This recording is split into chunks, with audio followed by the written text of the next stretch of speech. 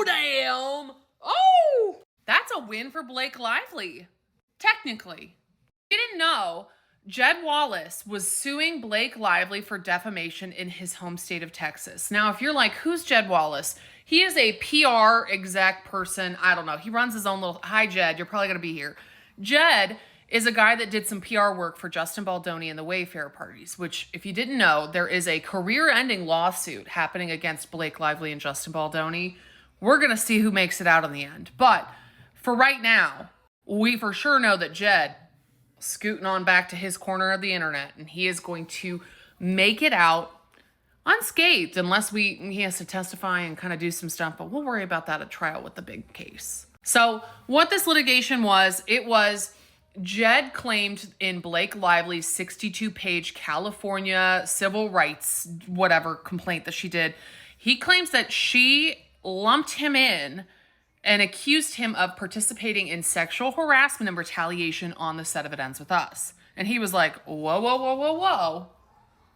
I wasn't a part of that movie. I was nowhere near the set. No part of any of that. I did some PR work for them after when they hired me, but that happened after the fact. So he says by Blake even naming him in this CRD complaint, he was defamed, his business was harmed, and therefore he brought litigation against her in his home state of Texas. And so if you didn't know, he got recently his motion to dismiss, or was it a motion? My brain scrambled eggs after today. But he was taken out of the litigation. He made it out unscathed. He claimed personal jurisdiction in the major New York case, and Judge Lyman said, yep, New York does not have jurisdiction over Jed Wallace. That's going to need to be taken someplace else. And so similarly, this judge down in Texas, also a federal judge, said that Texas does not have, Blake Lively does not have personal jurisdiction in Texas. So her going down there and doing PR and press and staying in that hotel and doing Joanna Gaines stuff, none of that tied her to Texas enough for her to be tried with this federal case. And what I'll clarify here is no court has said right doing and wrongdoing. These are all just dismissed on a procedural basis. And so therefore, Jed Wallace gets to scoot back to his own corner of the internet. And yeah, he is made it out pretty much unscathed from a pretty high profile situation.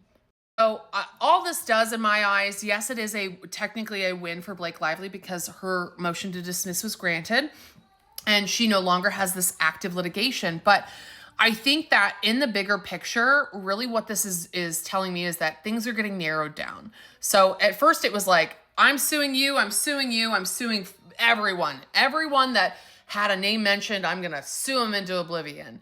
And this is kind of narrowing the parties down to who was truly involved. Last thing that I'll mention here is that it was granted and the motion to dismiss was without prejudice, meaning that it's not completely dead in the water, but Jed Wallace is either going to have to sue Blake Lively for defamation in California or in New York, where most of the litigation is happening. And I don't think he's going to want to do that, mainly because I think he would just want to fucking be out, right? I'd be like, cool, I don't want to be a part of any of this no more. And I will say, Jed, if you are seeing this, you definitely saw it before I even hit post. So your PR powers are undefeated. Or your Google alerts are working good.